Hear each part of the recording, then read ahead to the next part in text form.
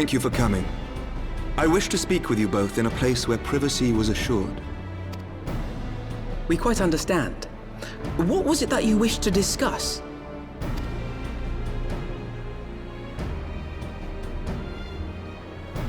With my father's passing, the seat of the Archbishop lies vacant. And so, in accordance with canon law, I have assumed his responsibilities. I should stress that this is a temporary measure. It was never intended that the Lord Commander of the Temple Knights serve in this capacity indefinitely. Quite the opposite. The statutes specify that I should surrender my powers as soon as a conclave of the senior clergy and the high houses have named a new archbishop. But in light of recent events, that would not seem appropriate. I confess I did not expect you to divulge quite so much quite so soon. The details of the Archbishop's plans, perhaps, but the true origin of the war and all it entails? I too had concerns. But when the Warrior of Light is witnessed returning to the capital upon the back of a dragon, one's options are rather limited. Mayhap I could have concealed certain details, but for how long? And at what risk? Should the truth have come to light in the meantime, how would the people have viewed my silence? After 1,000 years of lies and secrecy, I could not well abuse their trust and hope to be believed. The time for deception has passed. I only wish the people agreed. That some would deny the truth I had anticipated, but not this many. And among the few who acknowledged that my father had to be stopped, no small number questioned our methods.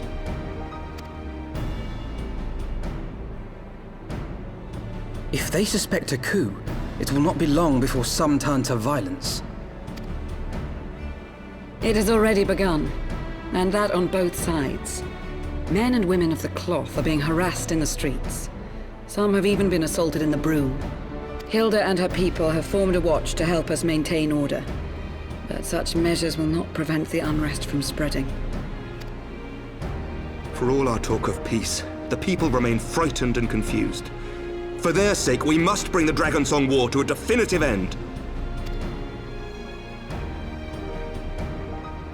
And we should be glad to help you, Sir Emmerich. But what precisely would you have us do?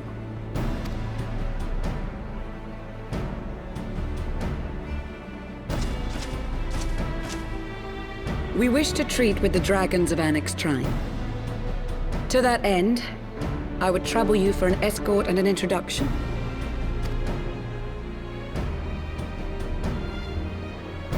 Annex Shrine? You would speak with Vidofnir, then? We must needs open a dialogue between our peoples. Acting as my representative, Lucia will extend an invitation to their leader, that she might visit us here in Ishgard. Were she still with us, I would of course have beseeched Isel's assistance in this matter. But as she is not, I must ask that you aid us in her stead. Will you do us this favor?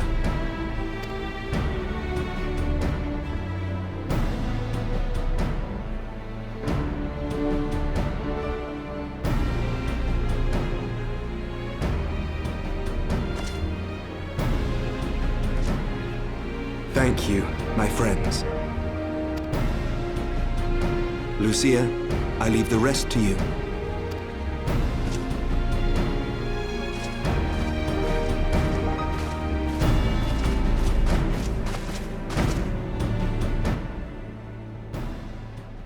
In the wake of the Archbishop's fall, the nation of Ishgard trembled, the faith of her people shaken to its very core.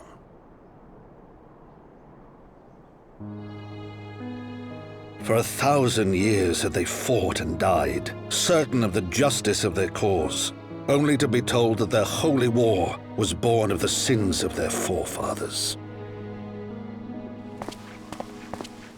What then for those brave men and women, thus stripped of their righteousness but to despair, to deny the truth and decry its speakers?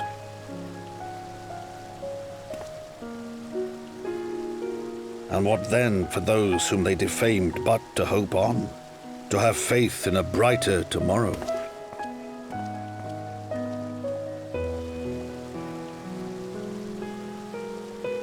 A tomorrow in which man and dragon might live together in harmony, then as distant as the very stars in the heavens.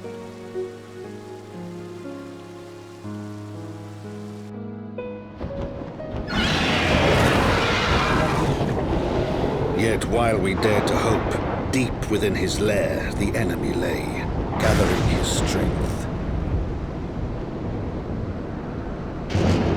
Nidhogg, now possessed of his 2 eyes and the body of the Azure Dragoon, prizes to which he had laid claim at the very hour of the hero's triumph.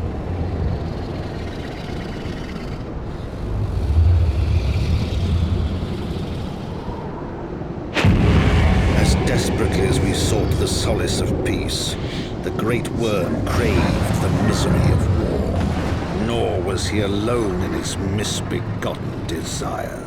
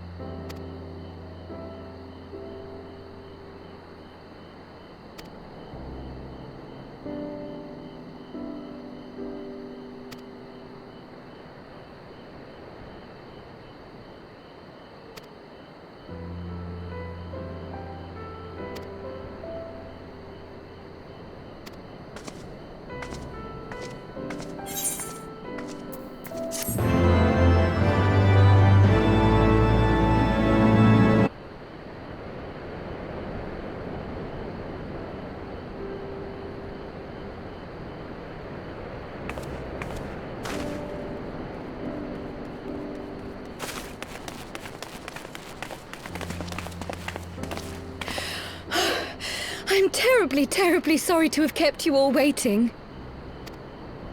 You need not apologize. We arrived but a moment ago ourselves.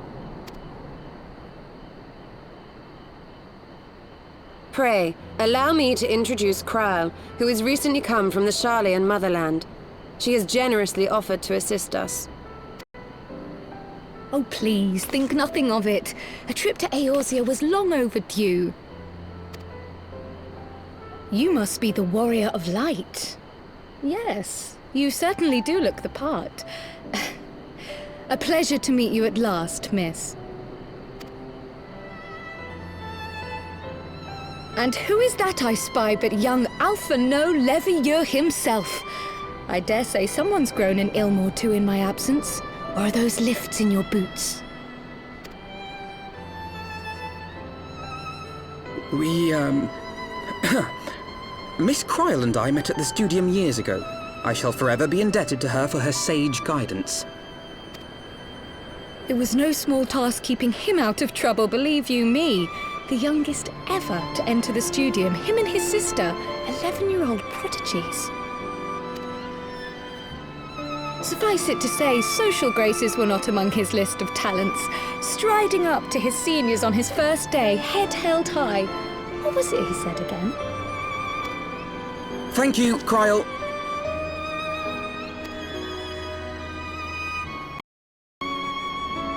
For what? I haven't finished yet. Would you care to attempt a more dexterous deflection? Mayhap we should save this delightful conversation for a more fitting occasion, when pressing matters do not demand our undivided attention. A bit much, but better. I can tell you have been putting your skills to use here in Eorzea. Henceforth, I trust you will dazzle me with your eloquence at the first time of asking.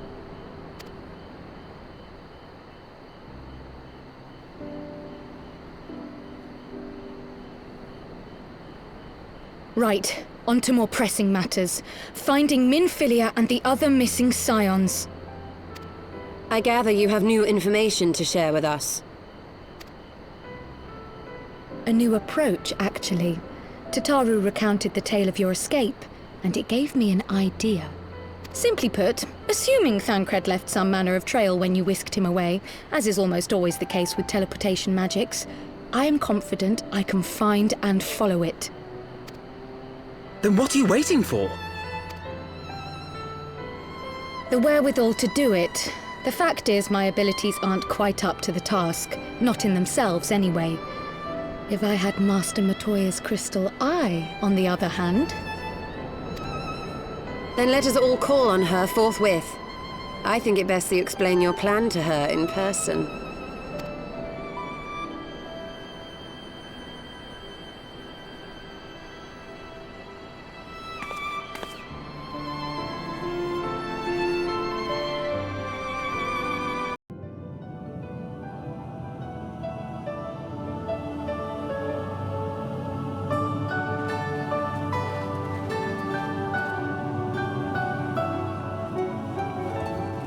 Oh, is that trouble I smell? Or did you forget to wipe your boots on the way in?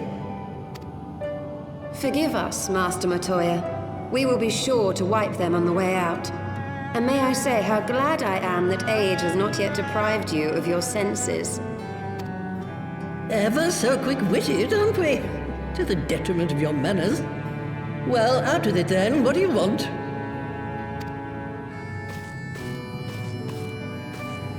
Pray, allow me to introduce myself, Master Matoya.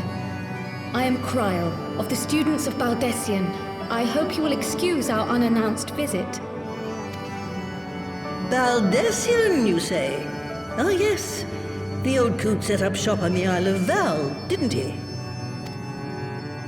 Regrettably, our order's headquarters and the Isle itself were obliterated by a magic of immense power.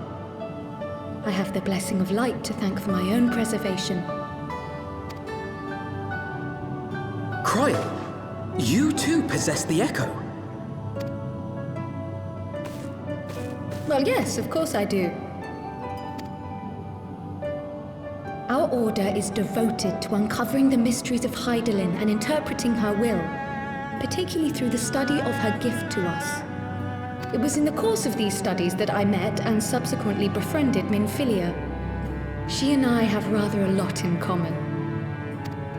I had no idea. You weren't supposed to. Not that I wanted to deceive you, you understand, but precautions had to be taken. Yes, yes, that's all well and good, but you still haven't told me why you're here. The students of Baldessian are gone, and there is naught I can do to change that. But the scions of the Seventh Dawn can yet be restored, and my dear friend found. You have in your possession an ancient crystal of light, one you call your crystal eye. I believe I can use it to focus my abilities and locate one of the missing scions. And there I was, thinking you might want to make use of my years of experience. Oh, wait here.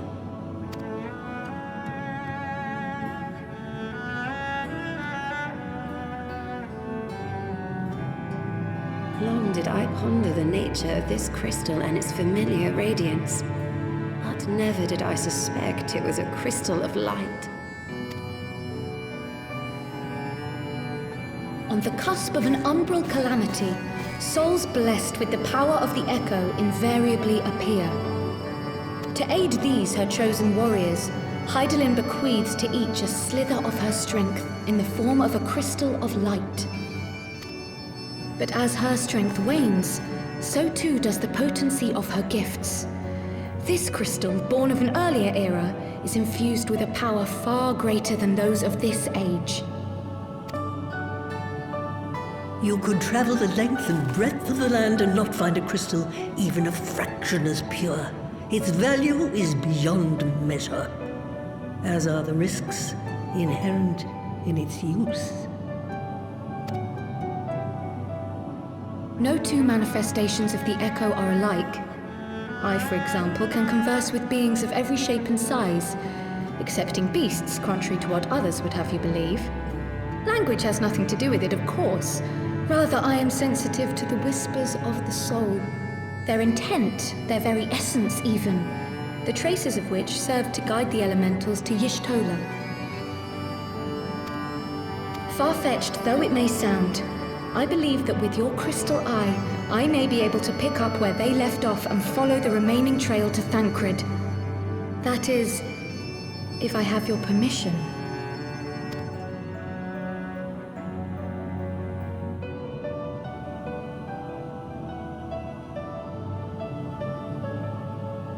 Well, the poor sod's not going to find himself. So, as long as you don't drop it or take it out of my sight, you may do with it what you will. Thank you, Master Matoya.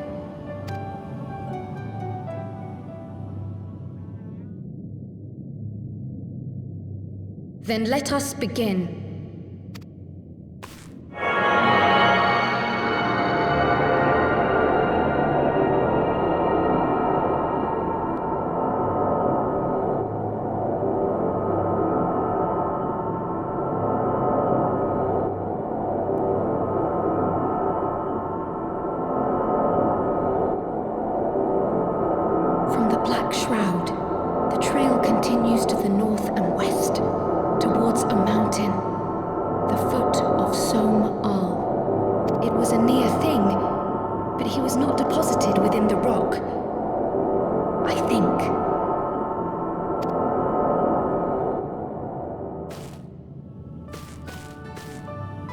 The hunters of Tailfeather know those lands well.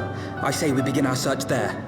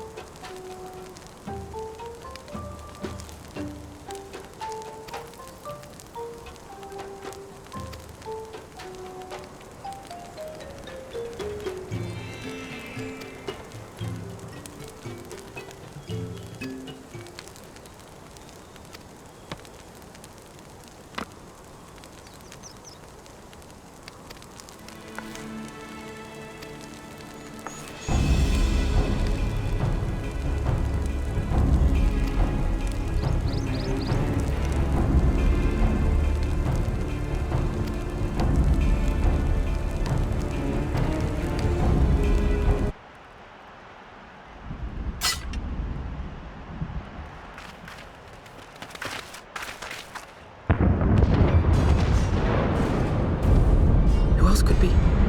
Thancred! It could be Thancred! We must hurry!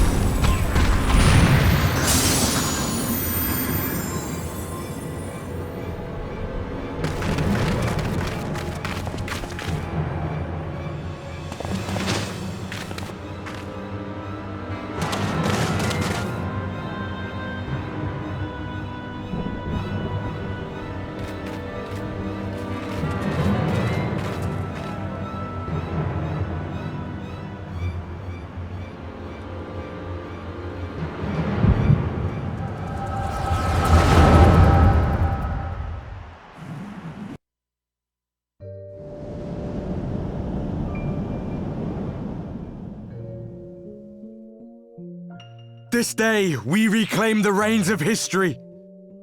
This day, we rid ourselves of the Ascians forever! Fools playing at heroes, all of you. Is this how you believe you can save your world? We can and we will, Ascian. You shall see. Or perhaps you will not!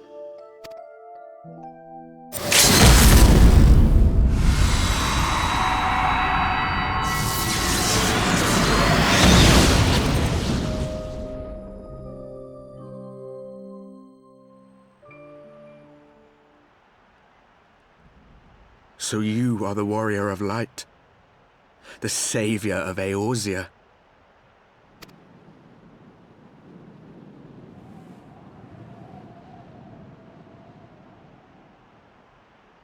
It's a wonder you didn't come sooner, what with the primal and all. Lost a step, have we? Have care.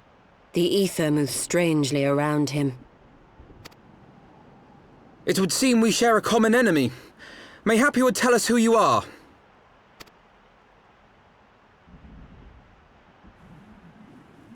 Shall we show them?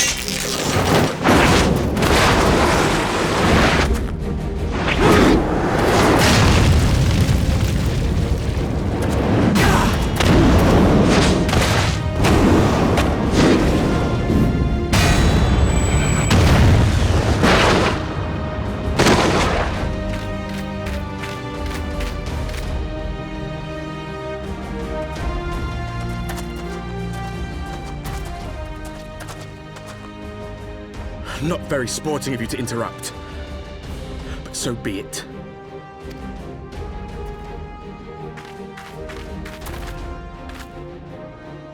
Mark well our faces, warrior of light, for we are the warriors of darkness, walkers of a different path, and we shall meet again.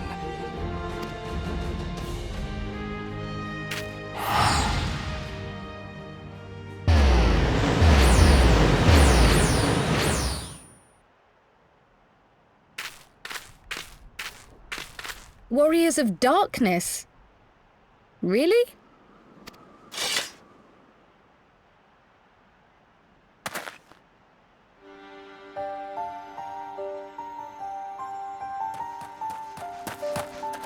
Thancred! Are you all right?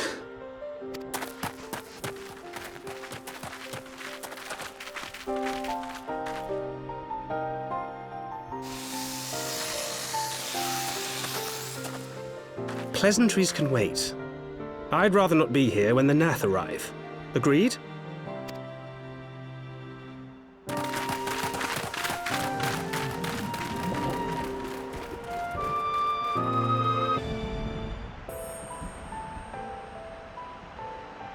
Suffice it to say, our reunion was not at all as I pictured it. Waiting until the last instant to join the fray. 'Tis plain you have not lost your appetite for the dramatic. My appetite for the dramatic? Have you forgotten the circumstances of our parting?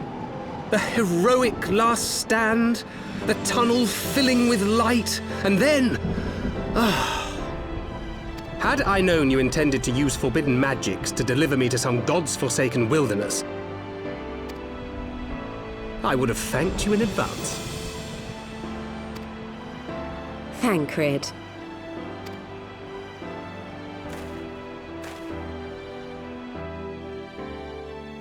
If nothing else, you might have warned me that I would emerge from the life stream in the Altogether. Eventually, I managed to fashion knives from some obsidian I found, and set about hunting for meat and hides. Given that I'm not all that skilled in leatherworking, it's probably for the best that I met the Vath before I was reunited with you.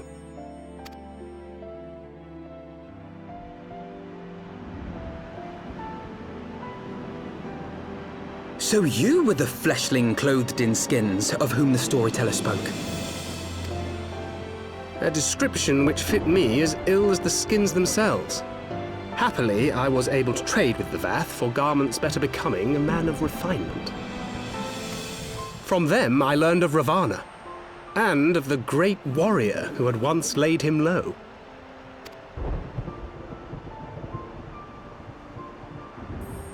And thence did you conclude that were you to track the Primal's movements, it would surely bring you into contact with the Scions once more.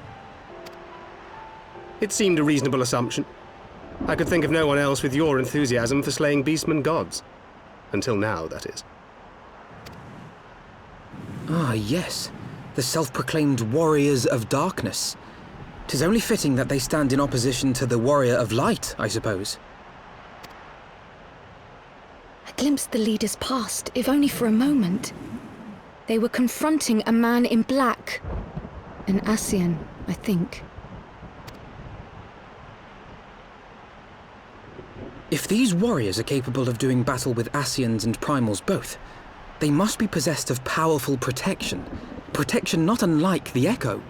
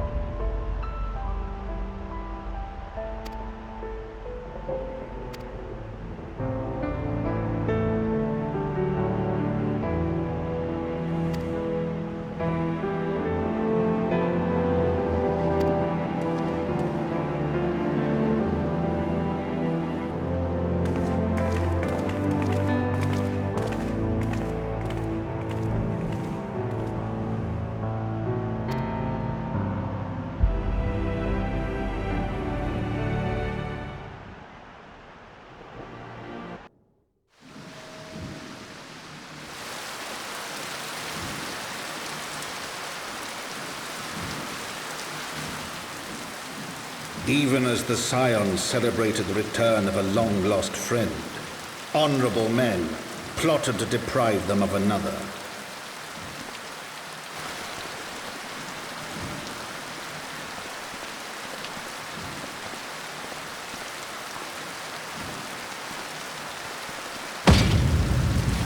Honorable men, to whom Sir Emmerich was no hero but a scheming patricide.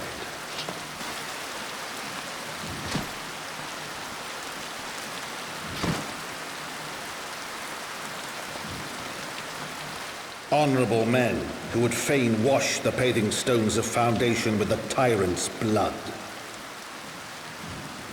Honorable men whose knife in the dark was the spark which set the city aflame, and who sang as it burned.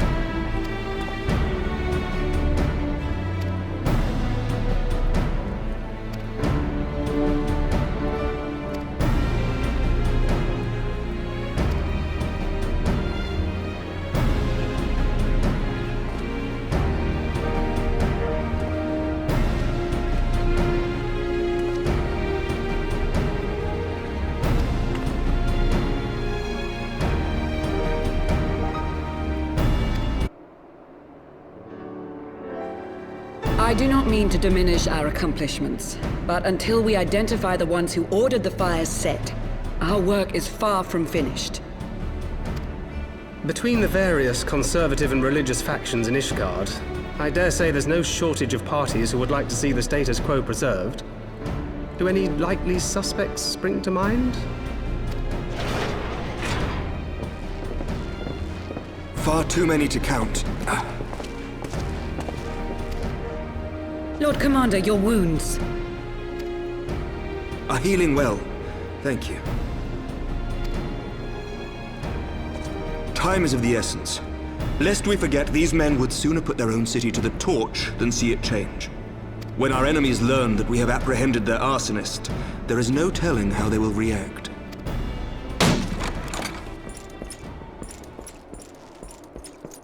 Lord Commander, an armed mob has seized control of the vault. And now we know. Tell us what happened, sir. Spare no detail.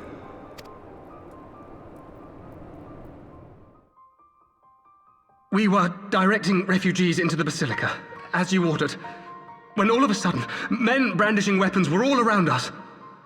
It happened so fast, my lord. We had no time to respond. They've taken the refugees hostage and barricaded themselves inside the vault. And they sent you to deliver their demands. They, the true brothers of the faith, demand that a conclave to select the next archbishop be held forthwith. Furthermore, they declare that you, Lord Commander, are guilty of patricide and high treason, and that you must surrender yourself at once to receive of the Fury's judgment.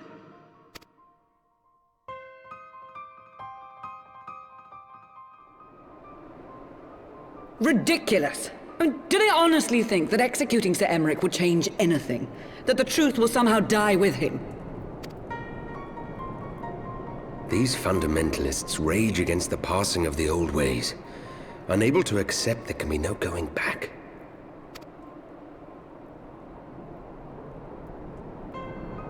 Given the fanciful nature of their demands, a peaceful resolution does not seem likely. If the hostages are to be rescued, it will be by force, I fear. Agreed. Lucia, take a contingent of knights and establish a perimeter outside the entrance. At once, Lord Commander. Hilda, I need your people out in force throughout the Broom. When word spreads of the situation, the friends and family of the hostages may try to take matters into their own hands. I will not give these militants more targets.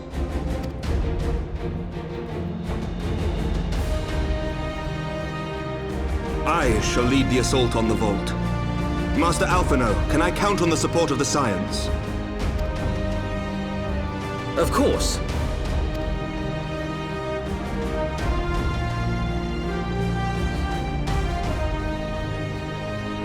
We are in your debt. I shall join you as well, Lord Commander.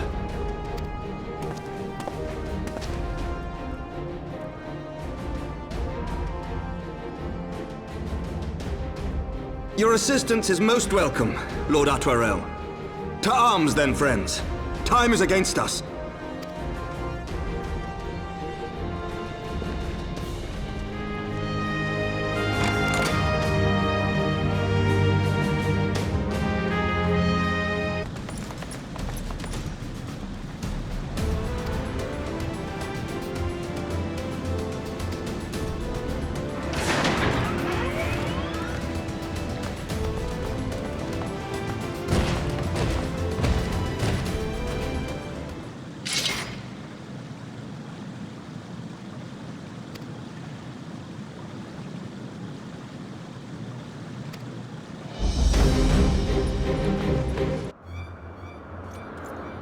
Where is he? Where is he?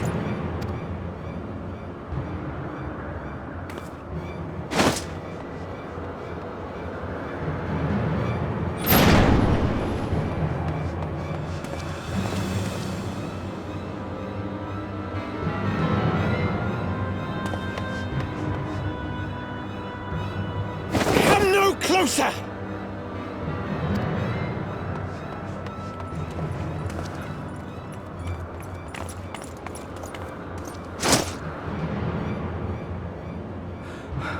You have nowhere to run. Release the girl and surrender. Surrender to whom? The blasphemer who throws wide the gates to our enemy? Who breaks bread with him and calls him brother? Ungodly swine! I would sooner die than surrender to you. Is it godly to spill the blood of an innocent child? To burn the homes of your brothers? Tell me, priest, is that godly? Do not speak to me of godliness, heathen! Your father's blood is on your hands, as is hers!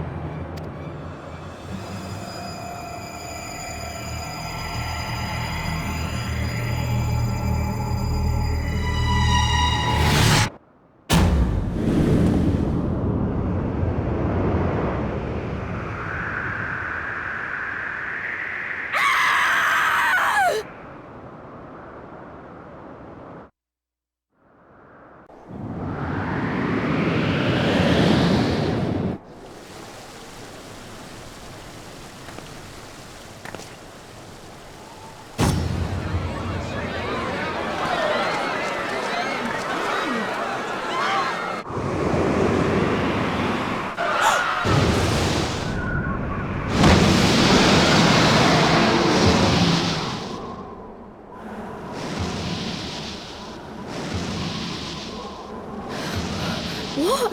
But I...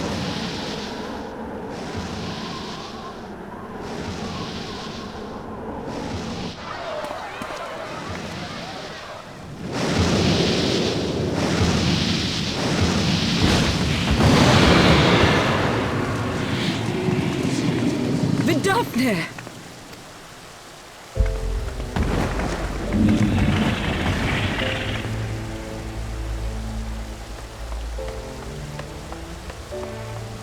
Well met, knight. Mayhap I chose an inopportune moment? Not at all. Pray forgive us this most unworthy reception. We are honored to have you with us, and right glad of your aid. Fortune delivered the child unto me. I had but to receive her.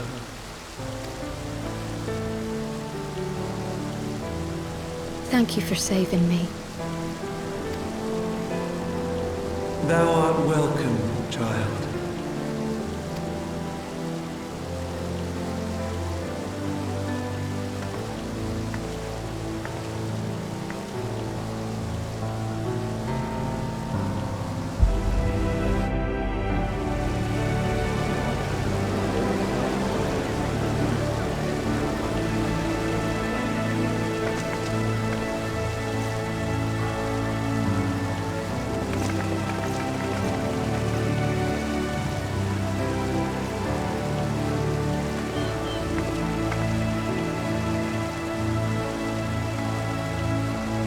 Never did I think to be indebted to so unexpected a savior.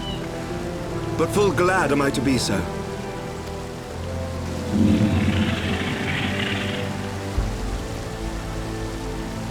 Friend of Izel, warrior of warriors, I had hoped to meet with thee.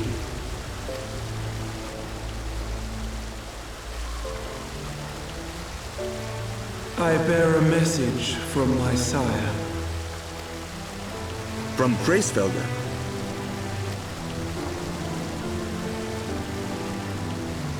Upon returning to our lands, Nidhogg's shade did sing unto his brood, and they for skies unknown did then take wing. This thou must know, for your fates are inextricably bound. What of Estinian? Is he truly lost to us? Such matters are beyond my ken. I but bear my father's words. Take from them what thou wilt. Fare you well, mortals.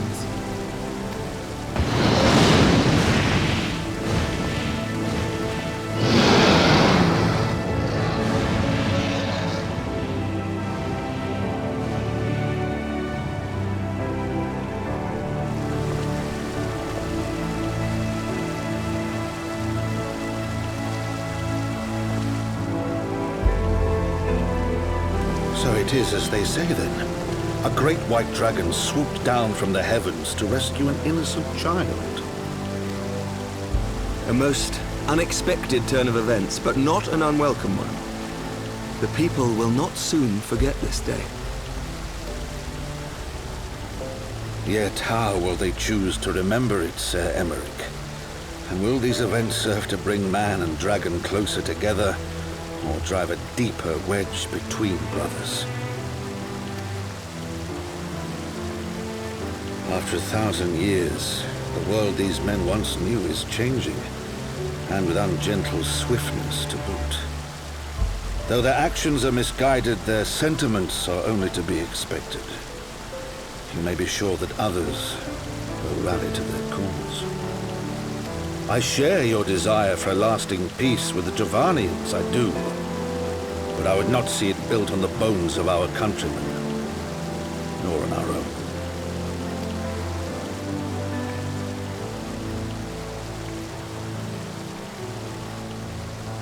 I see much of Horsefon in you, and I could not bear to mourn the passing of another son. Lord Edmund.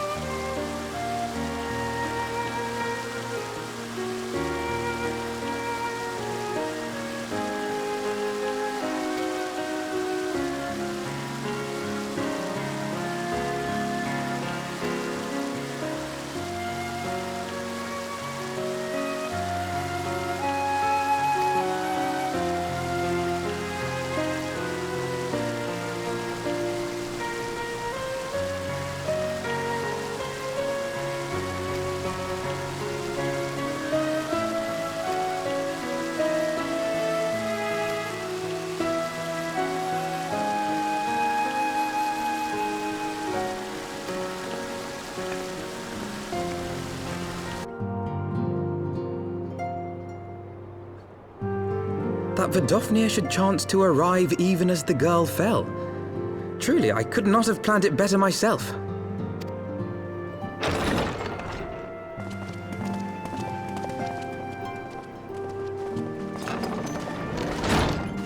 Ah, good. We were afraid you might have left.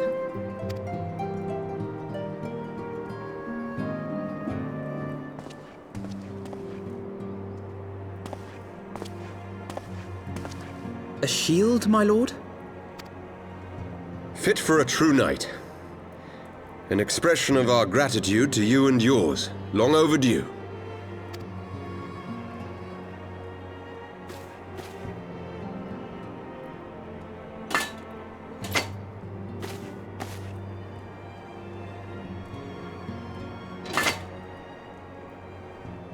But there is something else I would discuss ere you part.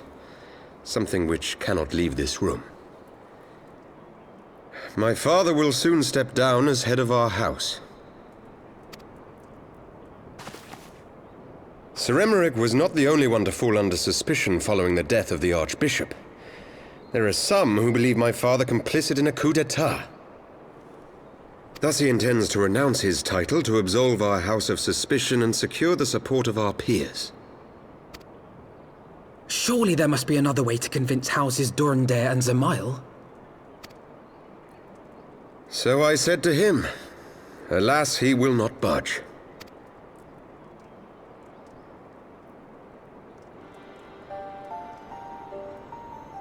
Ever since I was a child, I knew that I would one day succeed my father. The thought of it filled me with pride. Yet once I learned the day was at hand, my heart was filled with naught but dread. Our legacy is built upon the lies of our forefathers. In accepting this title, am I not perpetuating this injustice? Why should I become the next count?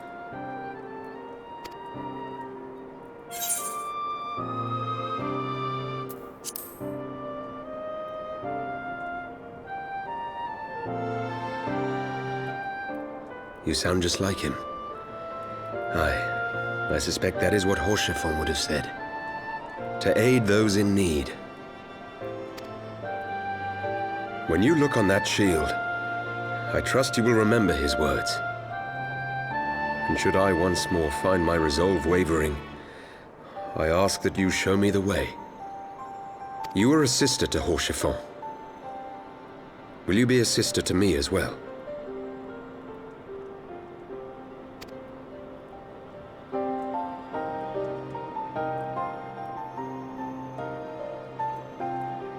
Come, Manelaine. There's much to be done. For Father, and for Sir Emmerich, and for Ishgard.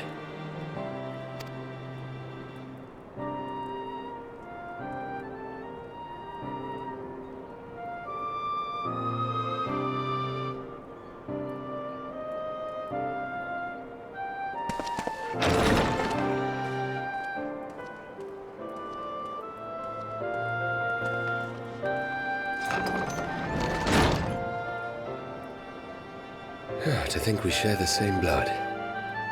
Pray excuse us.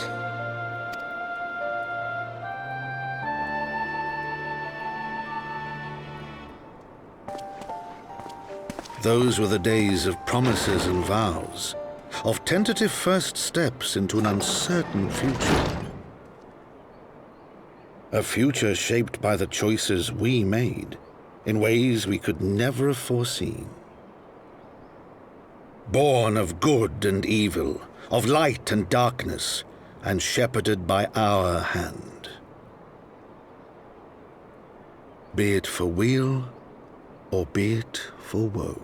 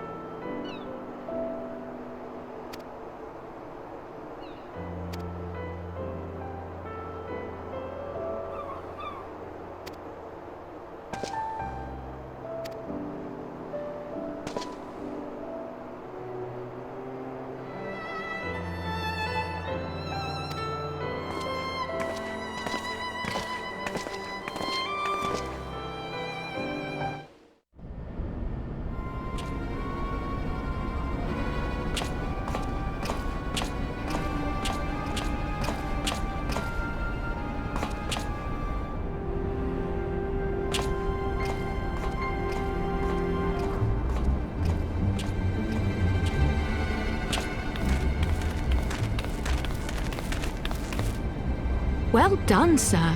And with that, I believe we are ready to proceed.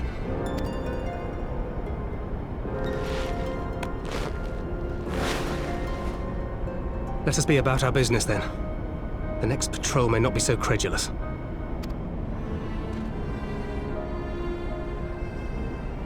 Why must you be so disappointingly brusque? You're not at all as Minfilia described, you know. I don't think you favoured me with so much as a single compliment since we set out. Tell me, did your time in the wilderness sap you of all your charm? Or are you holding it in reserve for your beloved? This is neither the time nor the place. Well, call me old-fashioned, but when I'm risking life and limb infiltrating an Imperial castrum, I like to be sure of my comrades' motivations.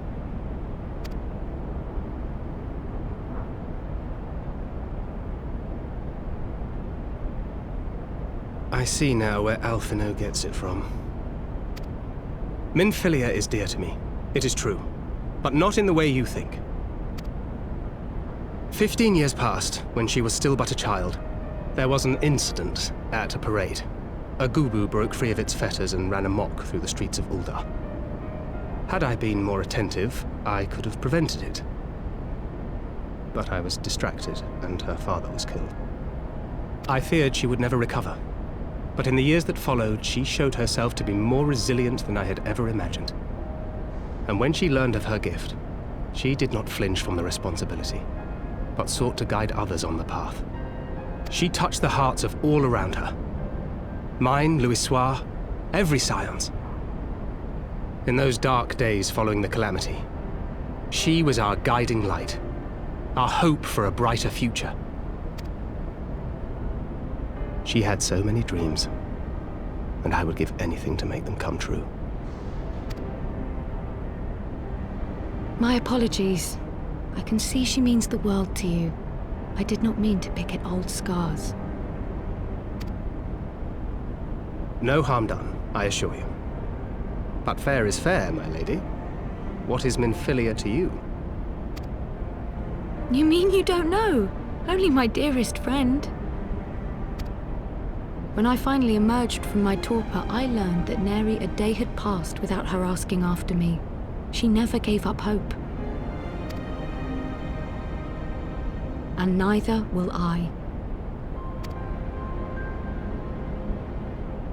Then for Minfilia's sake, let us pray that these vestiges of Hydaelyn's intervention will lead us to her.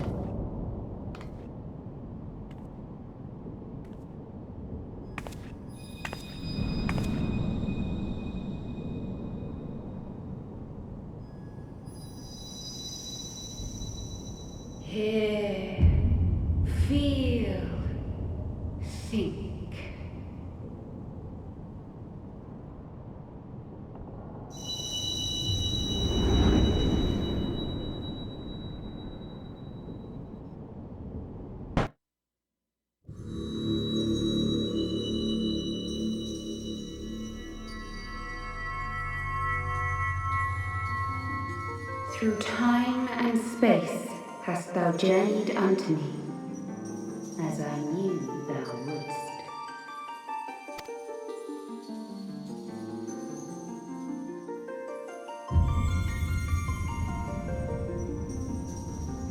We are the word of the Mother.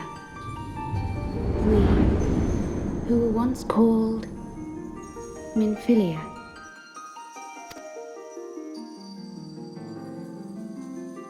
Much time hath passed for thee since the bloody banquet, since I hearkened to her word.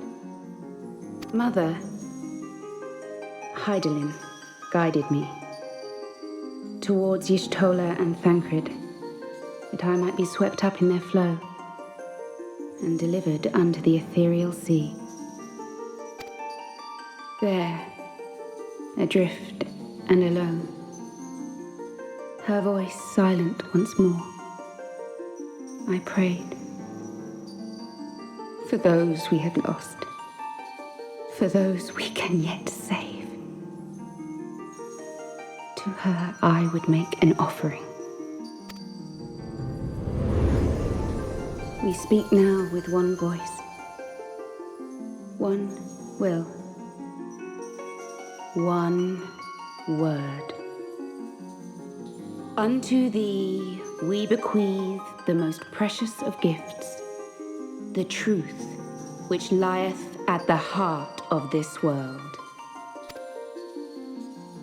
Thus do we beseech thee once more.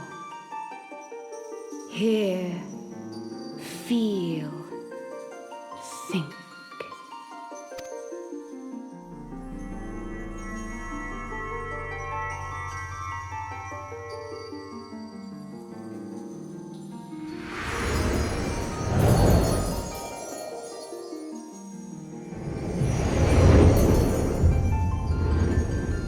Before there was life, in the depths of the ethereal sea, light and dark did once dwell as one. But the darkness coveted power, and the balance was broken. Thus was I forced to banish him unto the distant heavens, to forever remain apart, a moon bound. In sundering the star did we cry out, and the barriers twixt planes chanced to falter. Across 10 and 3 were we then divided, reflections of the source, each possessed of a shard. Zodiac longeth to be made whole. For his restoration, for his resurrection, his servants labor without cease.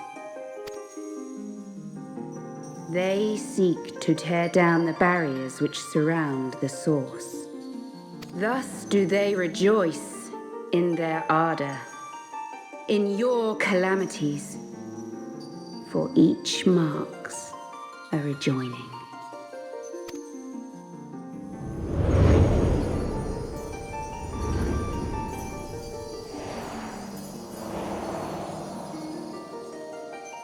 Seven times have they succeeded. 7 times hath the darkness grown stronger. 7 times have I failed. The Ascians cannot be suffered to continue. This is my final.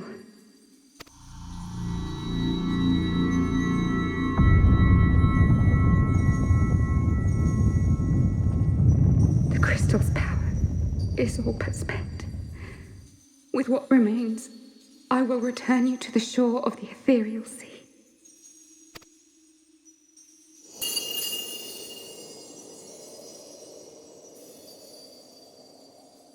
Blessed children, go forth and seek. Seek.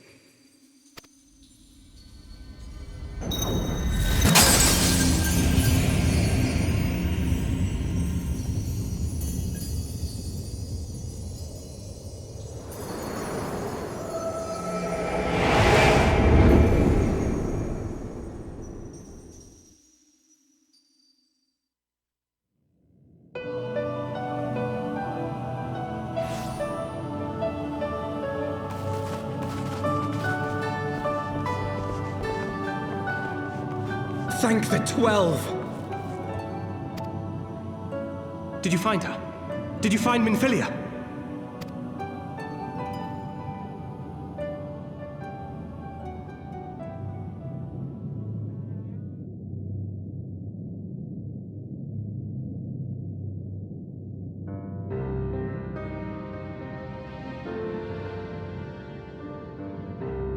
The word of the Mother? I'm not sure I understand. Nor am I. Cryle?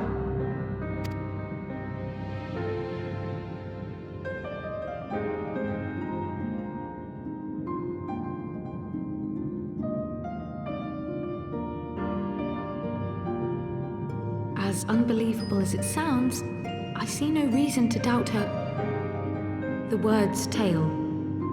No one was more sensitive to the will of Hydaelyn than Minfilia. And if Hydaelyn has grown so weak that she can barely make herself heard, it is not hard to see why Minfilia, having joined with her, might struggle to maintain her own form.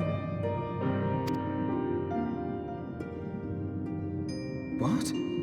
Why would she need to maintain her own form? Are you saying she's gone?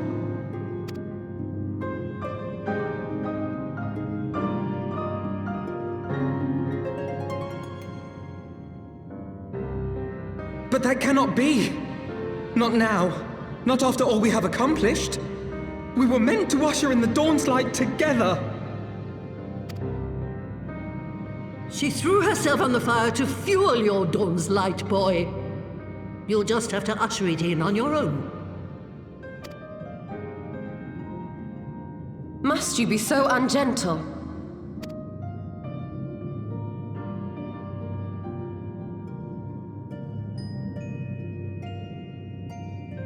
Tell me about the Scions, boy. The Scions of the Seventh Dawn lay before Eorzea's salvation. Whenever the realm is threatened, be it by Primal, Ascian, Garlean, or any other, we take up arms in her defense, that all in Eorzea may live to see a brighter tomorrow. And that's very noble of you. But in chasing after these lofty goals of yours, you seem to have lost sight of some basic truths. To win a war, you must be willing to do whatever it takes.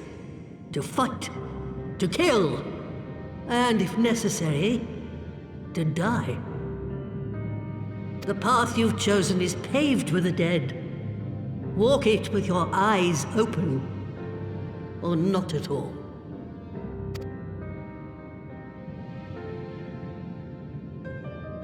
I know the truth of which you speak, and have from the first. If the Ascians will go to any length to resurrect their god, then we must needs be as committed to our cause, to unmask them and their schemes, and to crush them both utterly.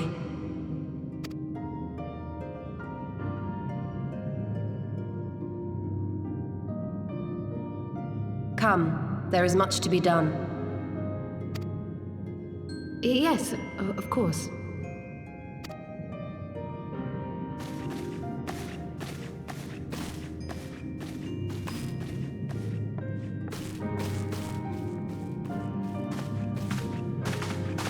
Thancred, wait!